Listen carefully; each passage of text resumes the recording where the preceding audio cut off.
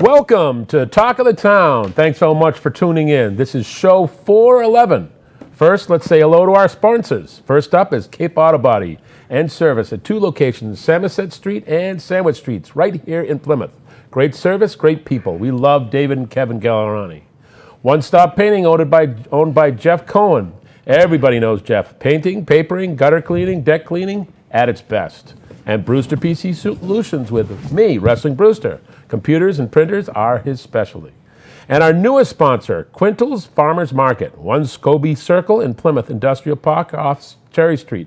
Great prices, fresh produce, and many other great foods. Open 9 a.m. to 5 p.m. every Saturday and Sunday. Quintal's Farmers Market is held indoors in Dickey's Warehouse, so you can go rain or shine. We've been there. It's delicious food. So, it's three amigos, as you can possibly see. We've got Mr. Tim Grandy, and we've got Matt Muratore. Welcome, guys. Welcome. Yeah, good to be here. Good to be here. We're really excited to have Matt here. You know, he's a busy guy, and we're really thankful that he took some time out of his busy schedule. My to pleasure. come see My us. pleasure. Part of your busy schedule was the governor was in town today. Yeah, we had some exciting news today. We had the governor, along with Secretary Ash of Economic Development, and the town was awarded a $2 million Mass Works grant to redo the town wharf. So we should be starting that project shortly. Awesome. So That's it's gonna been a long time in coming. I was talking to David Gould today, and 11 years ago is when that whole thing started. Right. Yeah, Right. yeah. So That's Wow, gonna 11 years to get the grant, right? Yeah. Wow. Yeah. That's when they started the process. It's going to help 11 years us ago. with our mooring fees and everything, because we had to raise those Absolutely, last year. absolutely. You know, and that wharf has been it's been there for 90 years, and it's been, as you all know, it's been in tough shape for several years. Yeah. Probably a couple decades. Yeah. So to have that all redone is going to be. So pretty what is special. the overall cost? I believe the town put in. I want to say it's another $3 million, Yeah. maybe a 2.9, something like that. So Yeah. it's going to be a $5 million $5 million project. Gotcha. But that's going to leverage so much more. Right. Right. Jay Kimball was talking today from Wood Seafood, is that he's actually going to be expanding Right. his operation. He's going to put on a second level, as you probably know from the planning, but a second level and going out a little bit more as well. Right, he's really that's just the excited. first of Yeah. many that's going to happen, expand down there. Right. Yeah. That's Yeah, fantastic. it's the second largest seaport in Massachusetts. Right, which brings Yeah. us to the boat ramp and the third busiest boat ramp Yeah, yeah. in Massachusetts. But one of the other facts that we often overlook, it's second in production of lobsters in the Correct. state. That's right. Which is huge when you've got Gloucester and you've got New Bedford and all those other Yep, states. absolutely. That is a huge. Yeah. That's one of the reasons that we have the lobster crawl is we want to bring more attention to that. That's exciting, that lobster crawl. I don't know about you guys, but the short time it's been out, it's the most excited I've heard townspeople in years Yeah. about Right. something that's going on in town. Yeah. People are thrilled by those lobsters. My first reaction was I wish there was something more pilgrimy towards it. Yep. But I think that you're right. The amount of scuttlebutt and people are excited about it. People are trying to go out and find out where they all are. And I remember when Claudine Reed from CMR Yep. Marketing came forward with the idea when I was on the board, probably 3 or 4 years ago. I think Dennis Hank may have been here at the time. Yep. I think when that happened, Yep. and there was some great controversy about that, if you remember. And it was lobster. I remember. whether it was going to be a lobster, whether it was going to be a turkey, but something more pilgrimy. And Right.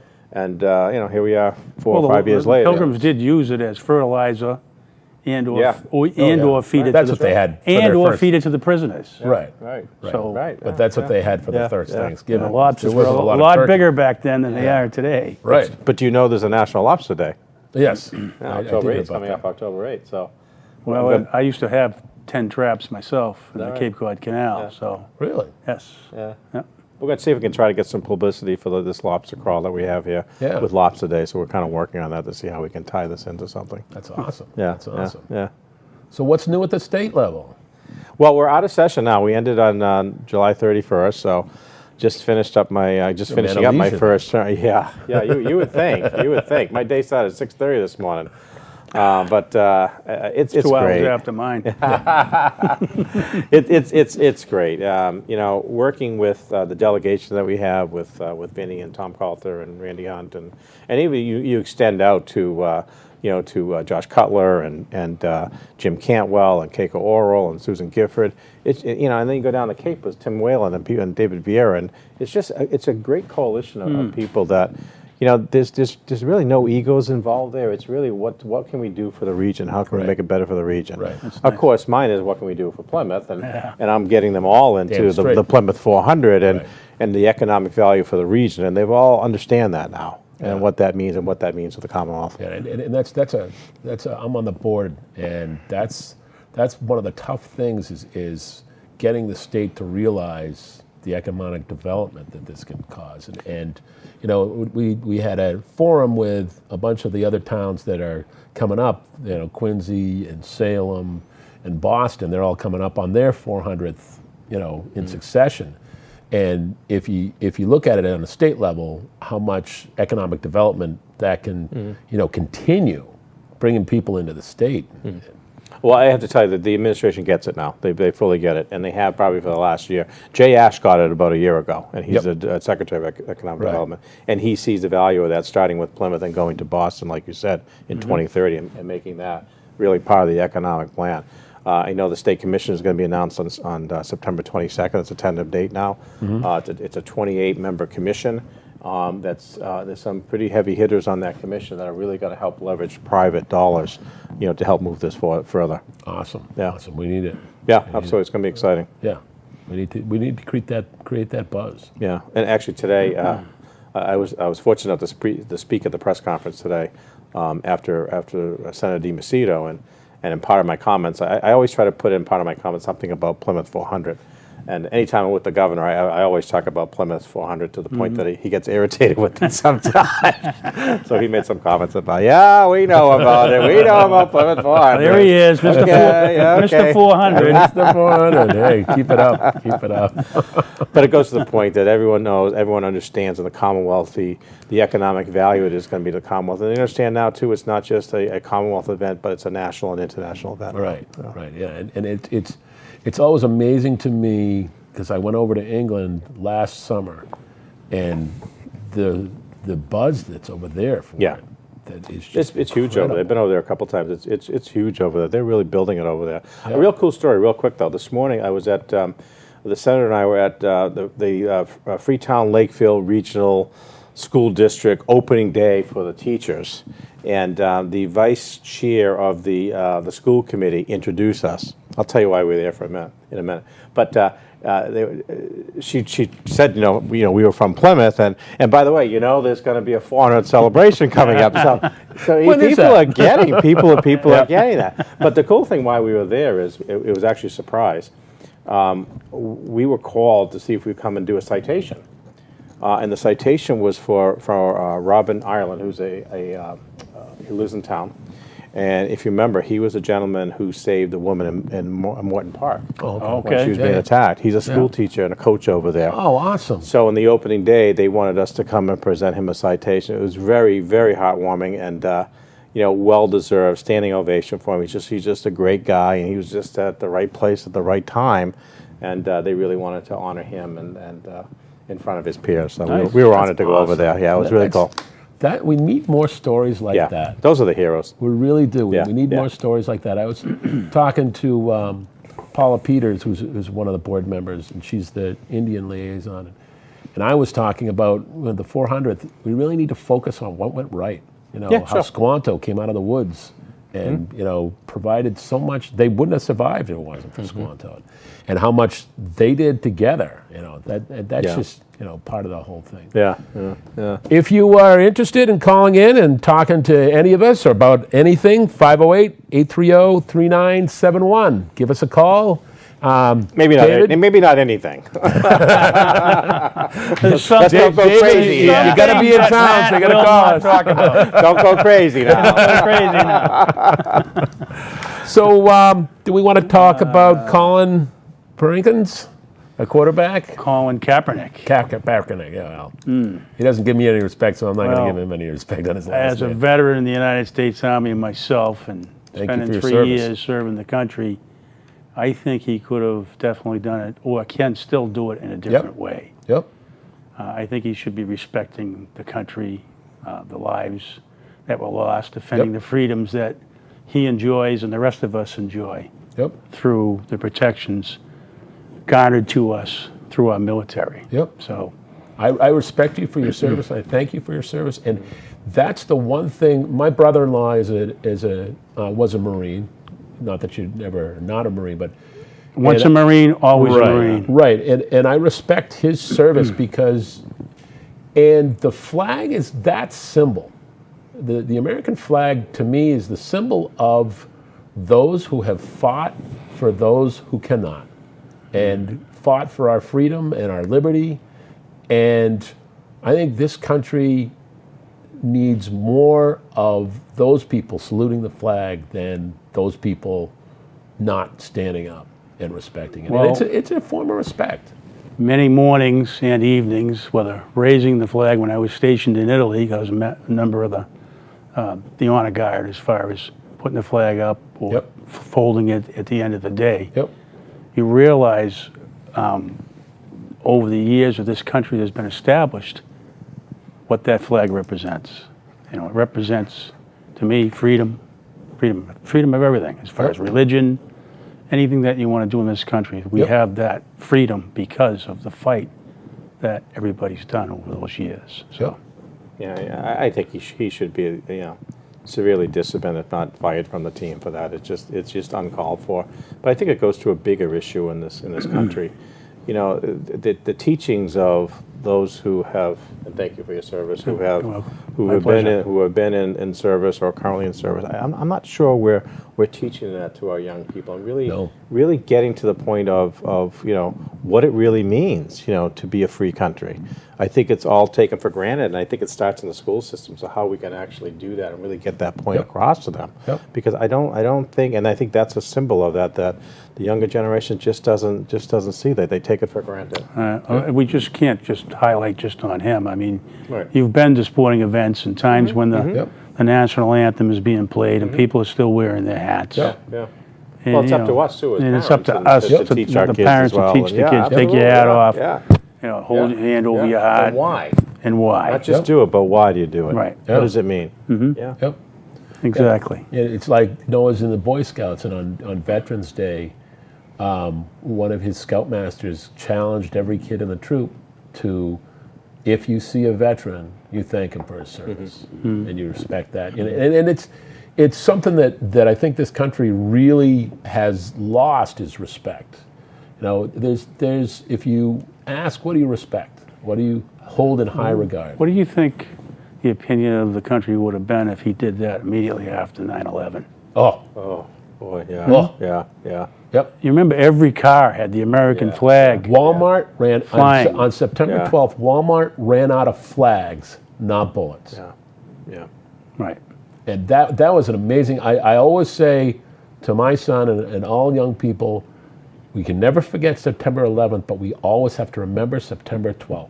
Because September 12th, this country said, you won't terrorize us. You won't hold us down.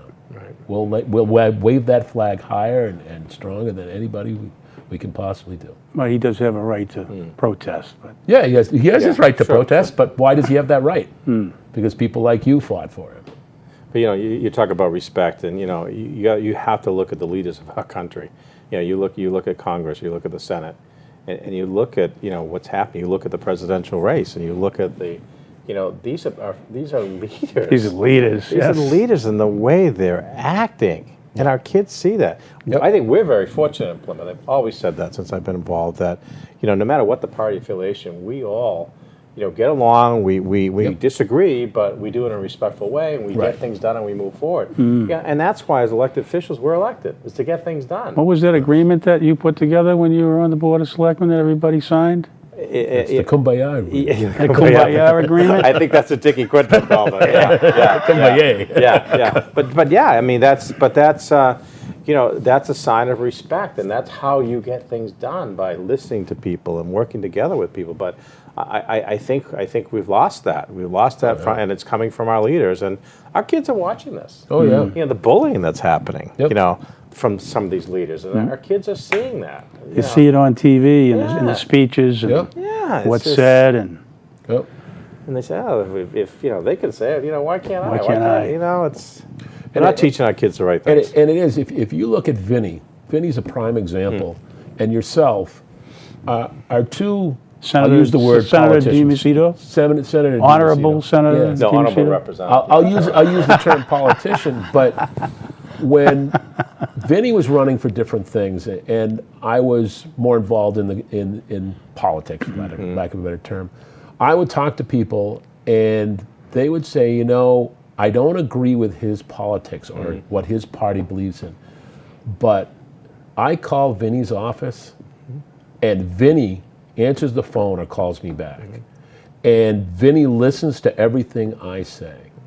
And it every time I talk to somebody about Vinny, it was always, and yourself, you know, and you're the minority though, because I asked Vinny about this. How do you deal with the politics? You know, it's brutal. And Vinny said it's tough because especially when you're in the minority and you're sitting up there going, look, we just want to get this done. You know, why does it have to be a Democratic or a Republican idea? Why can't it be the best idea? And it is. Why can't you come to consensus and not call it a Republican or a Democrat? Right, exactly. Yeah, exactly. I was at WATD the other morning, just doing a little spot there, and I was talking to the one of the commentators there, and you know, he was talking about the records of legislative leaders up there, state reps and senators, and you know how many times that they vote with the Speaker of the House. And I explained to him, I said, the Speaker of the House controls the whole agenda. So most things that the Speaker of the House puts out in Boston is he knows it's going to get pretty much unanimous votes for. So they try not to do too many controversial things. Right. You know, the Speaker's not going to put out something he's going to think he's going to lose on. Everything he puts out, he's going to win on. So, so he wants his record to look good, or she wants her record to look good. He's a great guy too, Speaker of the Lawyer, but it's all controlled. You know how they control it. You know. And so he said to me, he says, why don't we just elect a Speaker of the House and forget about senators and reps? Maybe it's a good idea. Maybe it's a good idea. I don't know. So you don't have to answer this, but what the jump from town politics to state politics? How'd that go? What's the differences? What's the I get asked that a lot, and it's I don't see it. I see myself as an extension of the town. And I'm very fortunate, and I know this because most reps represent more than one community. I don't even represent the whole town of Plymouth. Right. So I see myself, and I've often said this as the sort of the sixth selectman. Yep. So I'm always in contact with the chairman, the vice chairman, the town manager. Yep. He's called me. Yeah, and the chairman of the board, the planning board, and other boards as well, and David Gould and others. And so I still see myself as that because, and I think it's helpful that I was a selectman and was in the finance committee. So I know the people, the context, okay, what do you need? What do you want to do? And vice versa. They'll call me too, hey, can you do this? Can you get that? So I think having the experience as a selectman was big for me. Yeah. And I hope for the town as well. Yeah. Yeah, and you can see it. And I know when Vinny was state rep, he was always in Plymouth. He was always in contact with you and other town officials. And you can see where, it's when you, as a town, you see someone, all right, he knows. He was in FinCom. He was in Selectmen. He's moving up. It was great when we had Therese, and then we had Vinny, and now we have you. It's interesting to me watching the succession because you can see people like you, people know you. And people say, all right, I can call the state rep if I've got a problem. And, I know town officials can say, great, Matt's up there, he can get some stuff done. We can call him. And it's in the past, some state reps you knew, some you didn't. It wasn't as involved, I think, and you can see that. You can see that on a grand scheme. Yeah, I think it's. I love. Hey, look, I love the job. I love being a selectman, but this is as good, if not better, because you can help the people of Plymouth too, but then you can help in so many other ways too, and a lot of it's trying to make connections through downtown government. As we know, it's a maze trying to get through things, and yes, it is. The calls that we get from people, and we help them out in different ways on an individual basis that people just don't even know about. We just do that all the time. It's just amazing. It's very rewarding. That's awesome. That's awesome. Again, if anybody wants to call, 508-830-3971. Where's Gallerani? He's not calling yet? He's cooking dinner for the guys. Yeah, exactly. Do we want to talk about the open windows thing after 10 o'clock? I guess there's a petition for a bunch of places downtown that have music and open windows. Sounds like a planning board question to me. Yeah. I think, I can see both sides of it. And it comes down to every time I talk to somebody about downtown, they say, they approved another bar downtown. And my answer was, yep, I think that's awful. We should find better things. They're full. They're making money. So it is, a double-edged sword. They're making money. They're full. Every time paying for the new town hall. Yeah, it's paying for the new town hall. Exactly. Any comments on that from the planning board or from personal? I don't think it's a planning board issue. It's a town bylaw regulation that would be enforced by the Board of Selectmen. Right. But personal opinions or input? I don't, believe it or not, I spend about one night a month in downtown, and it's not until midnight or 1 o'clock in the morning. So I've heard some things are happening, and there's a lot of noise. Motorcycles, I've heard, not just open windows and music playing in the bar. Yep. It's a topic that needs to be discussed. Yeah. So what does the town leaders do? What do the Board of Selectmen do? Shut the windows. Yeah. But are the windows soundproof? The windows aren't soundproof. It's a slippery slope because one of the reasons that it's brought up is you've got a bunch of bars downtown that, when they were built, made the windows that could swing up. So you can have basically an open, the bar is open to the elements. So we're talking like down in Louisiana during Mardi Gras. Right, exactly. But if you go down to the waterfront, there are bars that have open, they don't even have windows. They have an open deck. Right, with a band on it. Correct. So the question you have to ask is, all right, if we make them close their windows, how do the guys with the open deck, what do they do? And that's the hard part of making decisions like that. I talk to my son all the time because well, there's licensing through live entertainment, which goes through the selectmen.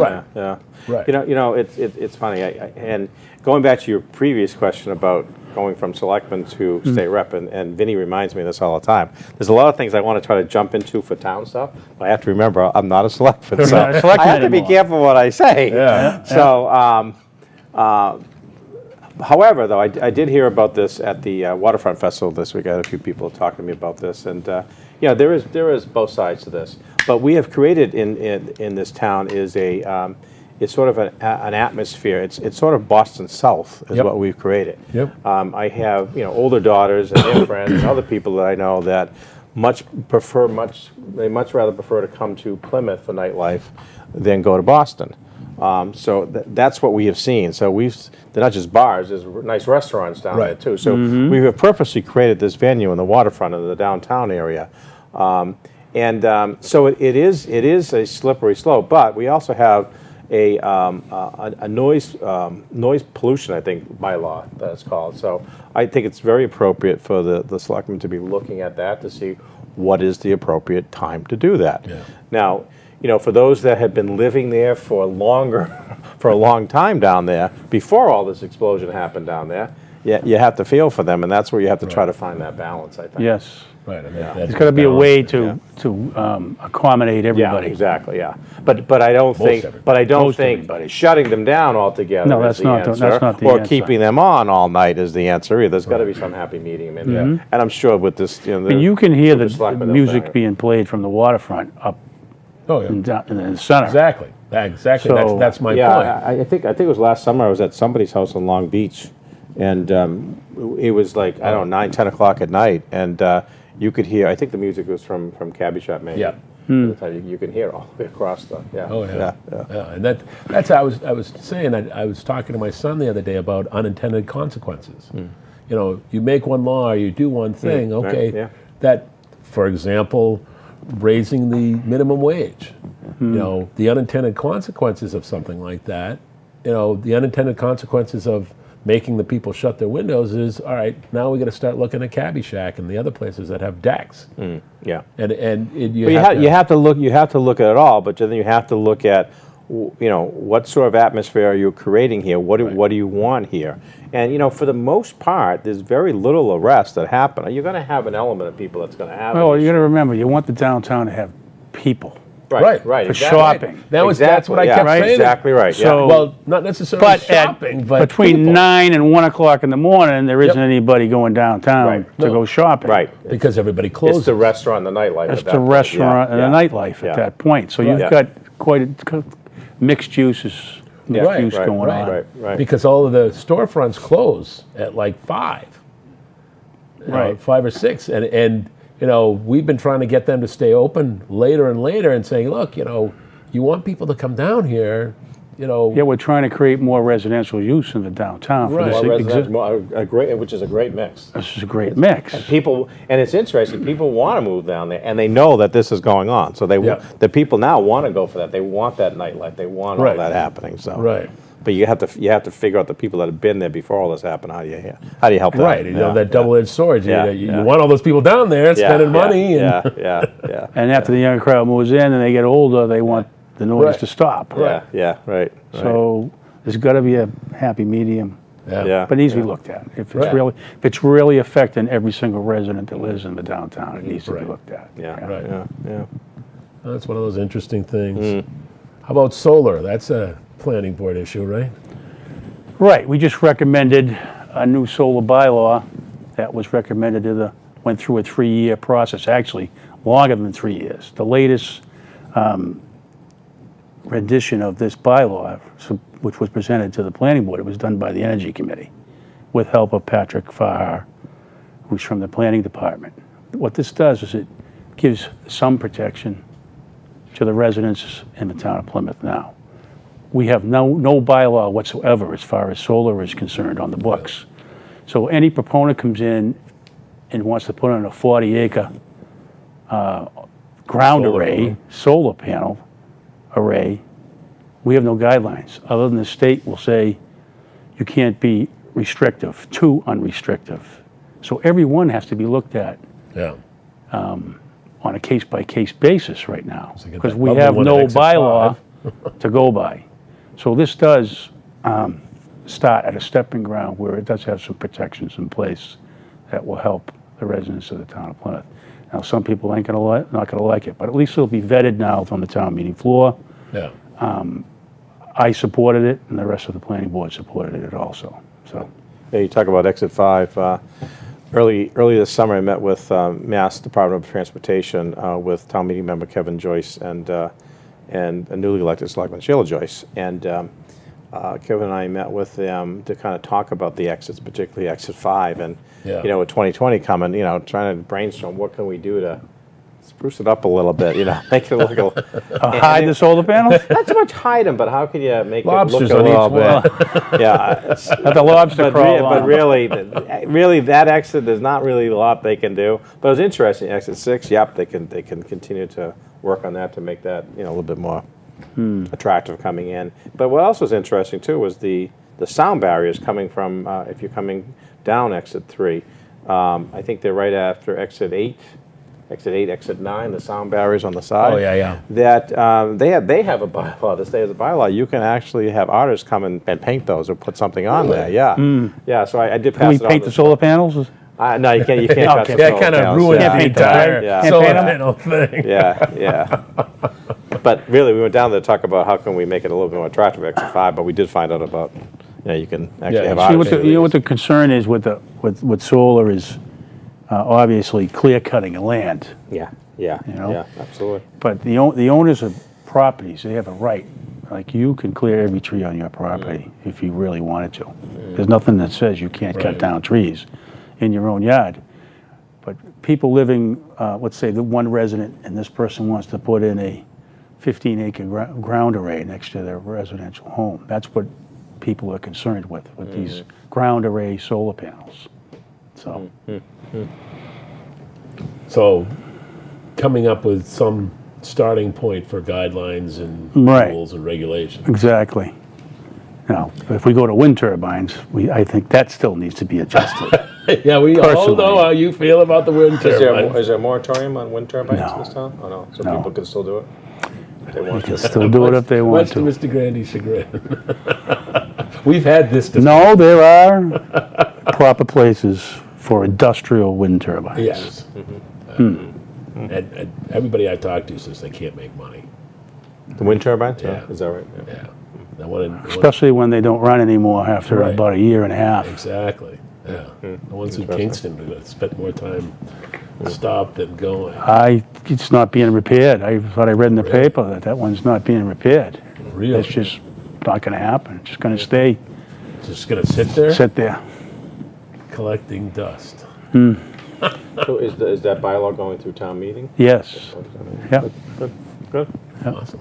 The Advisory and Finance Committee did not approve it. I think it was 4 and 6 against. But we made an adjustment and reduced it to 15 acres instead of 30 on Monday night. And we also, For minimum or maximum or maximum. maximum? Okay. And then we also put in language for power lines and parking lots, To do what? allowed to put in. Allowed in there? Yeah. So Good. we'll see how it goes when it gets vetted through the Yeah, process. yeah. Good. Awesome. Awesome. Speaking of bylaws, I don't know if you have on your list, but at the Waterfront Festival, I also heard from a lot of people about there's a rooster bylaw that they're looking at now. Really? Did you guys hear about this? I read something quick in the there's, paper, yeah. I think, I forget who's brought the bylaw forward. I believe the selectmen are hearing it on the 13th, I believe, of September is what I understand. And so there's of course, we're a agricultural community, so there are people with farms, but there's also people with just lots who have chickens. And Chickens. roosters and all that, and I guess it's becoming an issue with a lot of people. I'm going to tell you a neighbors. story now. Yeah. Former selectman, Sergio All right, I see. Inez, before he was even a town meeting member, called me when I was in Precinct 9 and asked me if he could get what I could do about helping him with a rooster, 2 doors down from his house. Now that was 15, Yeah. 20 years ago. Yeah, yeah. So he was having an issue back then. And then there's something to do with a rooster. You need a rooster or something for these hens to lay eggs. Is that what I heard? Yeah. Yes. So if you don't have the rooster, they don't Right. lay the eggs. No. Right, So you got to have a rooster. Unless is there something that can be done other than having a rooster? I don't know if that's We a can talk question. I would offline ask. about that if you Yeah. want. I'll explain it to Explain it to you. you. But no, you need the rooster. Huh? And he's got You're married, cock-a-doodle-doo. you know about the I'll stop it. There's something else to do with that. Don't go I there. think what it's That's and more information that I needed to know. It's not in just one area too. It seems to be scattered throughout the town in different Yeah. areas of the town, and So we're and a lot of coming people up are with a doing it bylaw. to have fresh eggs. Yeah. And sell eggs, and so but there's no bylaws around it. So there's now going to be some discussions on town meeting floor with that. About roosters. Yeah, any animals and what the square footage. How That'll much probably acreage you should It'll have. probably go 2 days, and the probably, yeah. the Yeah. budget will go Yeah. 15 minutes. No, it won't go that long. Yeah. What are our thoughts on charter schools? Any thoughts on charter schools? I've done a lot of homework on this in the last year. I actually thought we were going to be taking it up to the legislators at some point, but now, as we know, it's a ballot initiative. And to be honest with you, I still haven't come up with a final answer how I'm going to vote on it yet. I did have one of my daughters go to the charter school and had experience there for about a year. I do believe in the competition of charter schools and Choice. make the public choice and giving people choices. I think that's a good idea.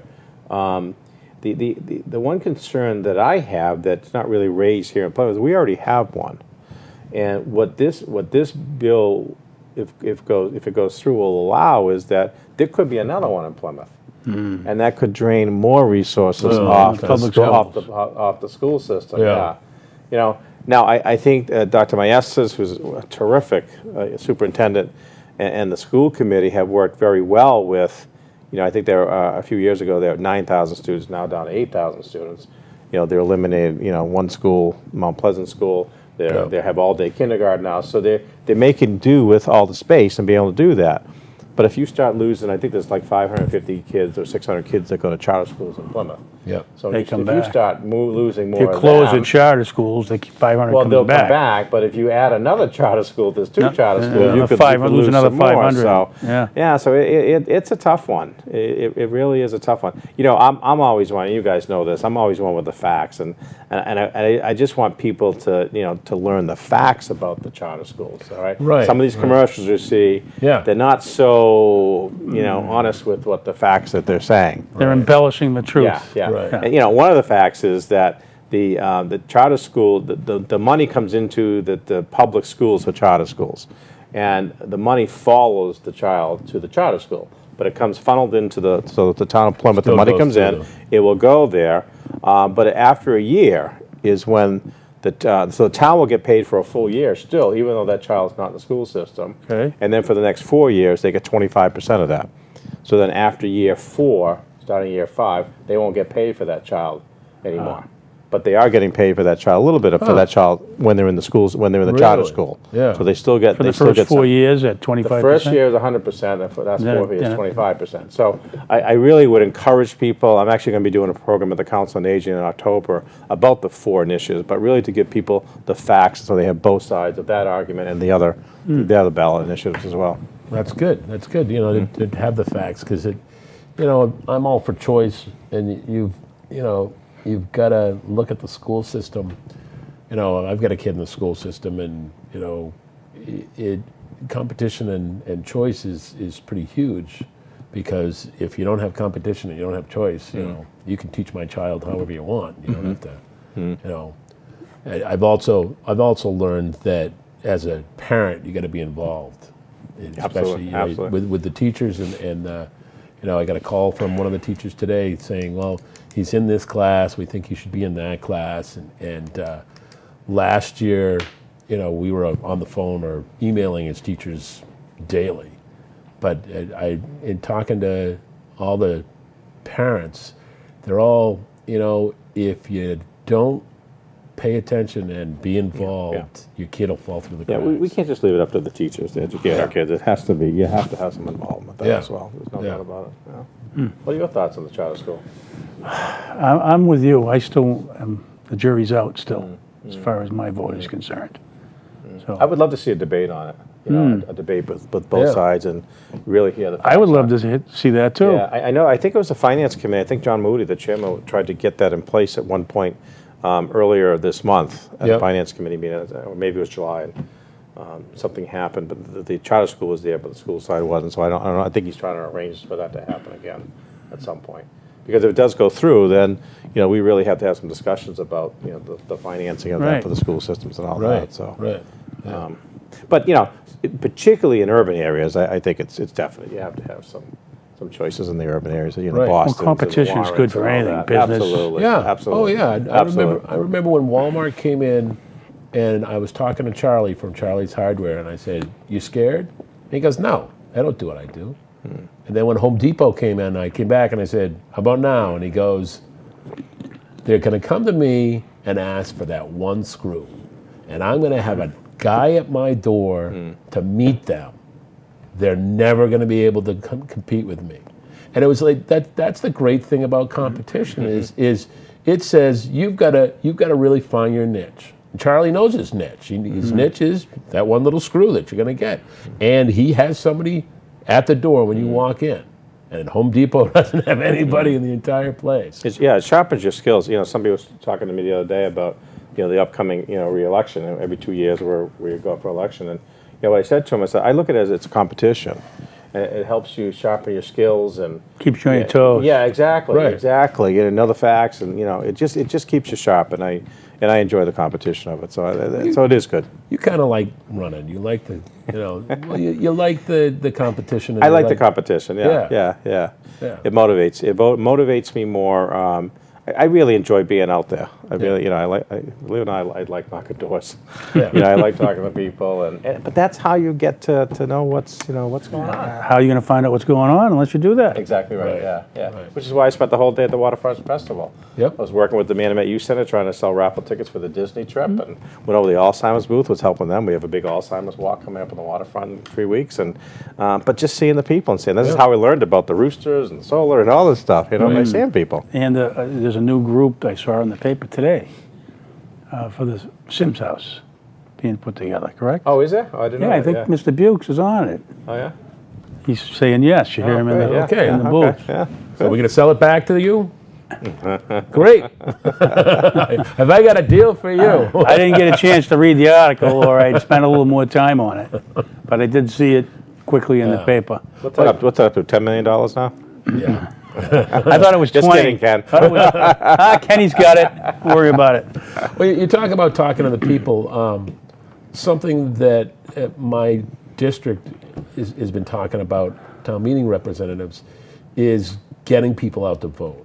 Oh, And one of the things we talked about is do we need to have more of a grassroots go out and knock on doors and talk to people about the issues, because any given election, I know when I was running campaigns, you talk to people and like, oh yeah, and it's they one, don't know the issues, two, they don't have the education. You talk about having a debate about the charter schools and how that dissemination of the wrong information is just so prevalent. And I've always talked about that if we could just get the people to care, and go they out and do vote. when there's a school issue. Yeah. Yep. Well, let's face it. I mean, this past town election, the Pine Hills people came out. They figured it out. Oh yeah. And I've talked to other precinct folks, and some of them are somewhat energized for the next year election because they're trying to figure it out as well. How do you gather all the email addresses of people? How do you get them the facts and have meetings about it to get them as individual precincts to do that? Right. Get them to the polls. Yeah, a lot of people are criticized because they really controlled that election. But there's a lot of people that say, well, good for them Oh, yeah. for getting out to vote because that's what you want. You can't Right. criticize somebody from going Right, to vote. I mean, How you can criticize that? I personally believe local elections, more people should go for local elections Oh, than God, state yeah. elections because that's where I absolutely it really agree. That's where it happens. Absolutely agree. Right. There's that guy who's starting a coalition, and he's Well, here's the apathy that goes back to the Right. flag and not taking your hat off. Yep. Yep. It's the apathy. Well, I don't need to vote because Yeah. my vote's really not going to matter. Right. That's the But I'm gonna attitude you complain get. about But I'm going to complain. I'm going to call in to speak out and complain about it. So again, it starts at the parents. Oh, yeah. Parents have to educate their kids. The school system has to educate their kids, and Yep. I've seen schools, and I think our schools does it like a mock vote for. Yeah. They do. have It's actually kids coming up. vote. I'm actually going to it in a couple of weeks. There should be Yeah, a it's mock wonderful. vote for. Yeah, there should be absolutely. a mock vote for the town elections. Yeah, absolutely. Not Yeah, just the absolutely. national election. Wouldn't that be Absolutely, yeah. interesting? Do Yeah. a mock Yeah. vote for a town election in Wouldn't the that be school. Great interesting? idea. It's a great idea. Right? Yeah. Yeah, and it does. I always talk, when you see something happen, going back to those riots, when that mother saw her kid on TV at a riot, and she went out and beat yeah. the crap out of Yeah, him. yeah. I said, that's what we That was need. on Facebook, I think. Yeah, Yeah. yeah. But that's, it comes back to the parents and teaching their kids the respect for the flag. Yeah. The young kids watching now is saying, look at those old guys talking about Facebook. Yeah, they don't What do know they what know they're about talking Facebook? about. Hey, folks! I am on Twitter and Instagram too. If you want to check on me. You don't have somebody doing that for you? No, I do it myself. I do it. Somebody do Facebook, but I can't figure that one out. Twitter and Instagram, I can do. And that's part of the problem. I was talking to Gary during the Dream Ride. Part of the problem with our school system today is the electronics and the technology, and mailing that down. Because, my brother was a teacher at the charter school, and he said, we're with your kids for 8 hours. You're with your kids 4 hours in the beginning of the day, 4 hours at the end of the day. We're sometimes with your kid more than you are. Absolutely.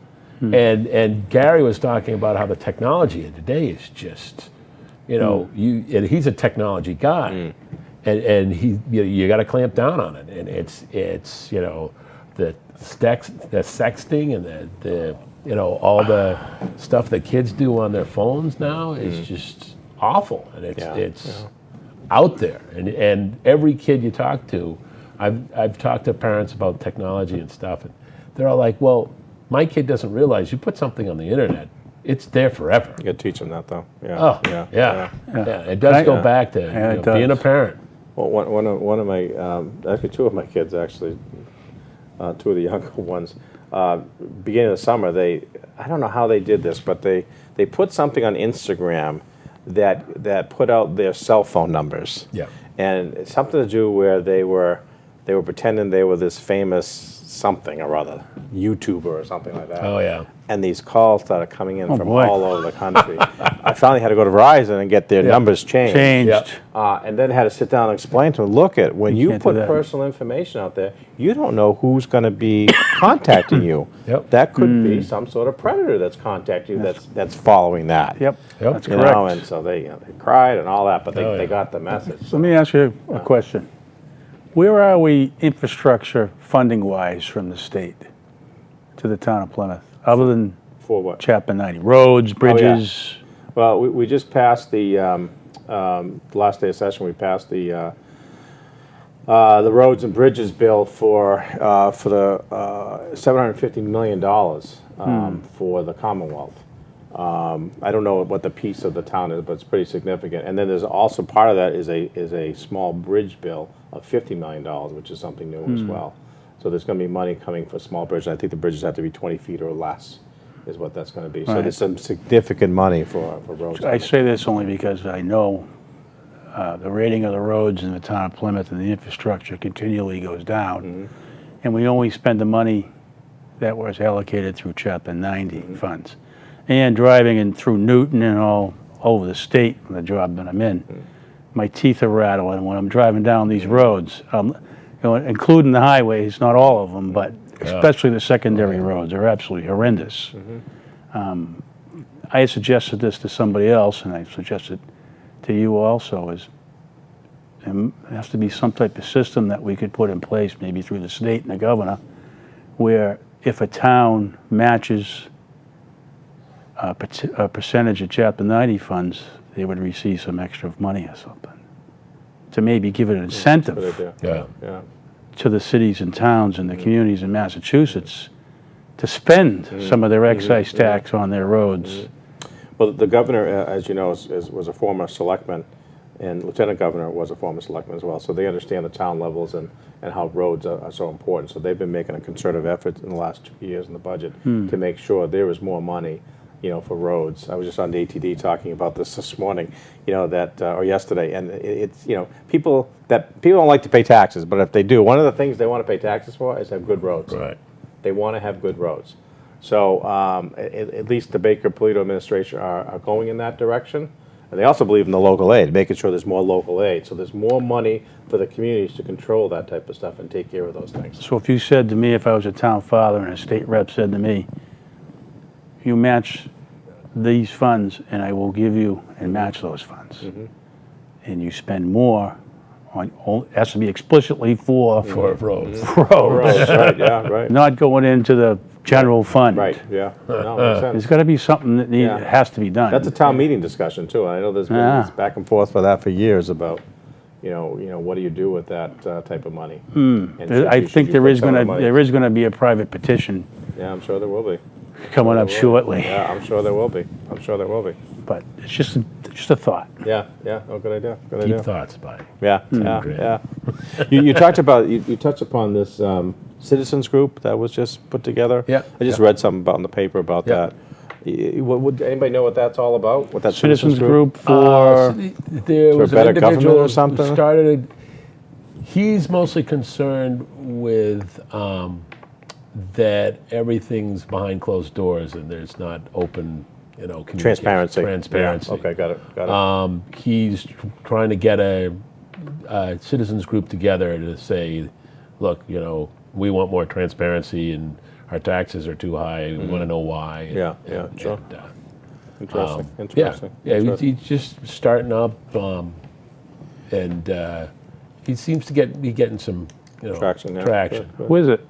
I can't think of his name right now. Steven Stryer? Yes, it was Steven Stryer. Yeah. Talk about transparency. Everything pretty much at the State House is behind closed things are done ahead of time. You know? Let's be frank about it. Yeah. But there was and I know this because there was a committee that I happened to be on, was the Public Records. It was the Public Records Committee. Kevin Lynch, yeah, it was Kevin Lynch. Thank you. The Public Records, there's new Public Records law, and I happened to be on the 6-member conference committee to do that, and we did that in open. It didn't go behind closed doors. It was done in open. The public was invited, and people had I remember the first meeting, the public really didn't know what to do, what to say. It was very tentative. Right. But the chairman was very good. Got people to talk, and we had 6, 7, or 8 meetings. I got a lot of input. It's great to have input from the public. Oh, yeah. But that's unusual on Beacon Hill to have that. And I, when I did my maiden speech, as a new legislator, you can't debate until you do a maiden speech. I did my maiden speech on that, and I talked about it would be nice to have more of these meetings in open. Yeah. An open discussion, so we can get the public's input to it. And it is amazing because I'm on the Harbor Committee, and we're starting the Harbor Plan, and we have this company, Urban Harbors, who does harbor plans, and they said, well, the first thing we have to do is we have to go to the public and ask what's important to them. And I was like, really? And it was amazing. Our first meeting, there was almost 100 people at. That's terrific. Wow. And then the second meeting, there was like, about the same. And the third meeting, there was about 75. And it was great because the whole process we went through, and they said, well, we know what, we think is important. And because it's a Plymouth Harbor plan, you need to know what the town of Plymouth thinks is important. And it was good because they're really good at it. They take all this minutia stuff and put it all together and say, okay, yeah, this is important. This is something that was one person thought was important, and it did come back to most of the stuff that we thought was important, but you got their input.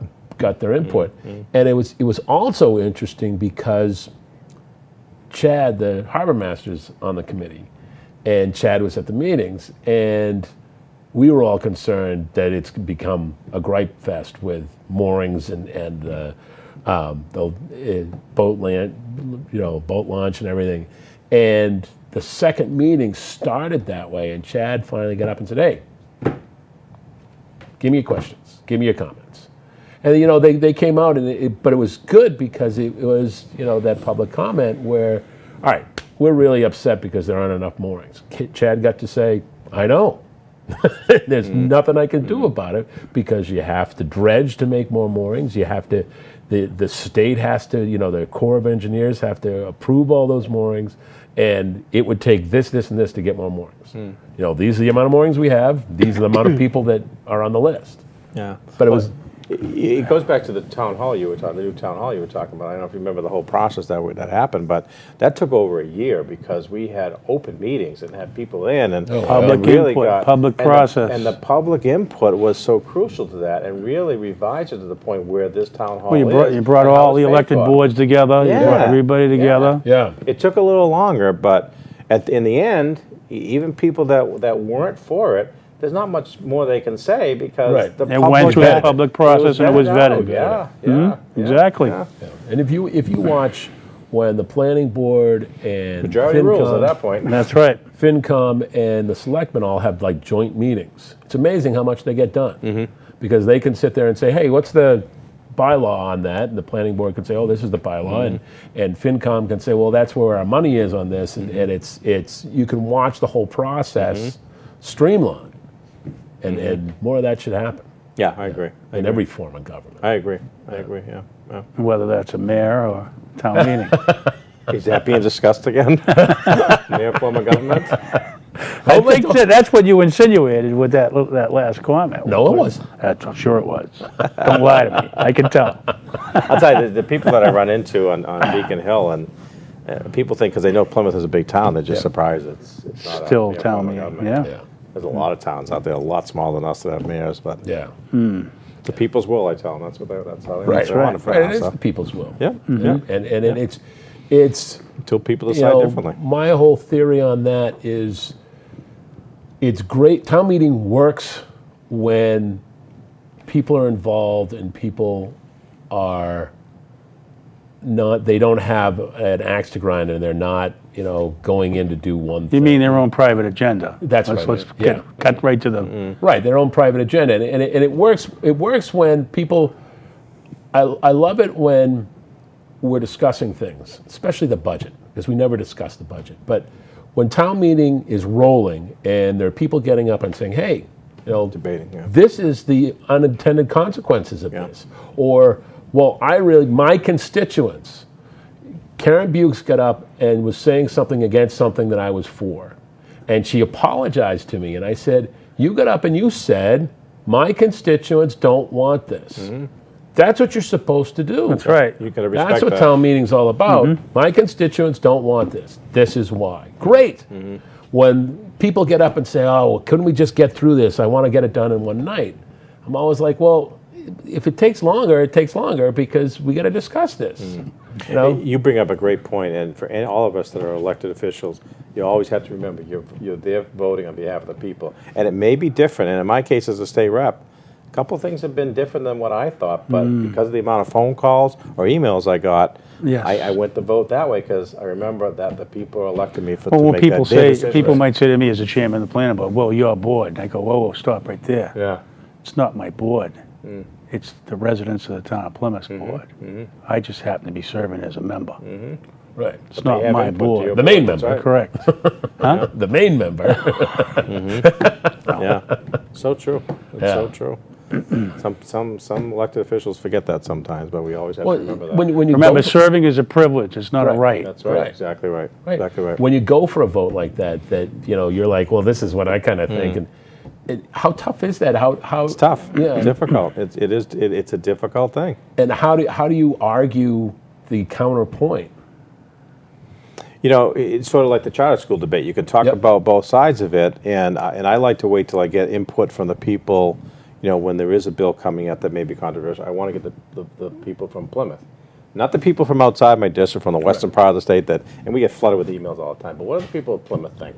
Right. And that's the bottom line. That's who you represent. That's right. Exactly. Peace? Yeah. Peace? Awesome. Can't we have 3 minutes? Tim Granny wants 3 minutes. 2 minutes? So we've gone around the gamut, talked about politics, talked about Plymouth. Anything else? What's new in planning board, Tim? Anything new? And we did the solar bylaw. Yep. We already talked about We that. talked about that already. Yes.